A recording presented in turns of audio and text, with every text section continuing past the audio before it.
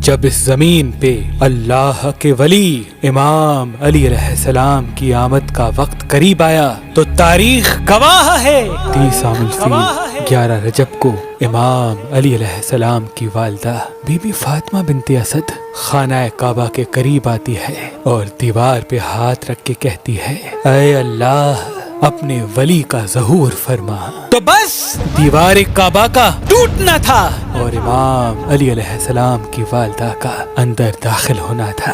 یہ منظر حضرت عباس ابن عبد المطلب دور سے دیکھ رہے تھے۔ جیسے ہی آپ نے دیکھا تو لوگوں کو چیخ چیخ کے کہنے لگے کہ ابو طالب کی زوجہ خانہ کعبہ کے اندر چلی گئی، آؤ کعبے کا دروازہ کھول کے ان کو باہر نکالتے ہیں۔ یہ بات مکے سے پورے عرب میں پھیلنے لگی، لوگ دور دور سے آنے لگے کہ ابو طالب کی زوجہ جس کی پیٹ میں بچہ تھا خانہ کعبہ کے اندر، وہ بھی دیوار سے۔ لوگ خانہ کعبہ کے دروازے کو کھولنے کی کوشش کر رہے ہیں لیکن کسی سے بھی اللہ کے گھر کا دروازہ کھلتا نہیں ہے۔ اس وقت پوری دنیا میں 2 لوگ مطمئن تھے، ایک حضرت ابو طالب اور دوسرے اللہ کے رسول حضرت محمد مصطفیٰ صلی اللہ علیہ وآلہ وسلم۔ تاریخ نے لکھا عرب کی سرزمین پہ اس سے پہلے اتنا ہجوم ایک جگہ اکٹھا نہیں ہوا تھا۔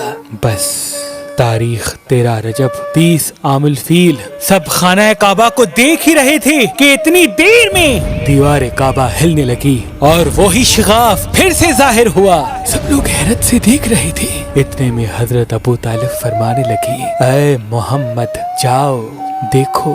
اللہ کے رسول اپنے مبارک قدموں سے خانہ کعبہ کے اندر جیسے ہی پہنچے تو دیکھا ایک نورانی بچے کے نور سے پورا خانہ کعبہ چمک رہا ہے۔ آپ نے دیکھا کہ امام علی کی والدہ پریشان ہے۔ رسول اللہ نے فرمایا اے میری ماں آپ غمزدہ کیوں ہیں؟ تو بی بی فاطمہ بنت اسد فرمانے لگی اے میرے بیٹے محمد، اللہ نے جیسے ہی اس بچے کا ظہور کیا تب سے لے کے نہ یہ بچہ روتا ہے نہ دودھ پیتا ہے۔ اللہ کے رسول نے مسکرا کے جیسے ہی بچے کو گود میں اٹھایا تو وہ بچہ مسکرا کے اپنی آنکھیں کھولنے لگا۔ اللہ کے رسول نے اپنی زبان امام علی علیہ السلام کے منہ میں دی اور امام علی علیہ السلام رسول اللہ کی زبان چوسنے لگی۔ پھر جیسے ہی رسول اللہ اپنی گود میں امام علی علیہ السلام کو لے کے باہر آتے ہیں تو سارا عرب اس بچے کے نور اور فضیلت کو دیکھ کے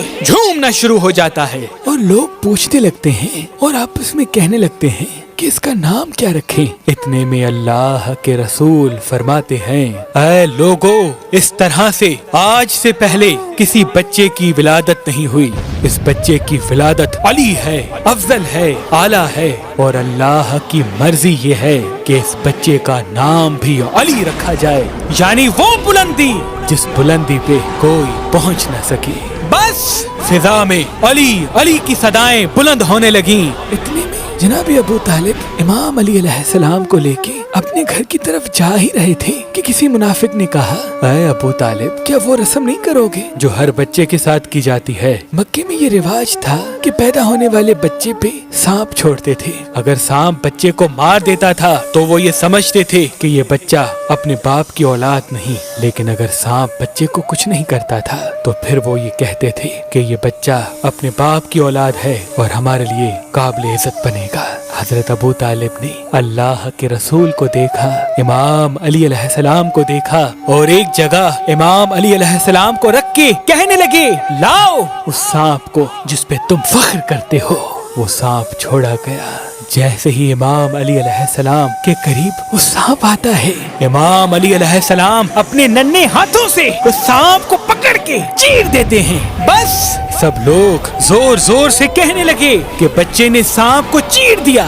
عربی زبان میں سانپ کو کہتے ہیں حیا اور کسی چیز کو چیر کے پھاڑنے کو کہتے ہیں درہ۔ تو لوگ دور دور سے کہنے لگے کہ حیا درہ، کہ بچے نے سانپ کو چیر دیا، اور یہ آواز فضا میں گونج گونج کے یوں معلوم ہونے لگی جیسے کوئی کہہ رہا ہو ہے درہ ہے درہ ہے درہ۔ اس آواز کو سن کے آپ کی والدہ بی بی فاطمہ بنت اسد آسمان کی طرف دیکھ کے کہنے لگی یہ میرا بچہ حیدر ہے، وہ شیر جو سانپ کو چیر کے 2 ٹکڑوں میں تقسیم کرتا ہے۔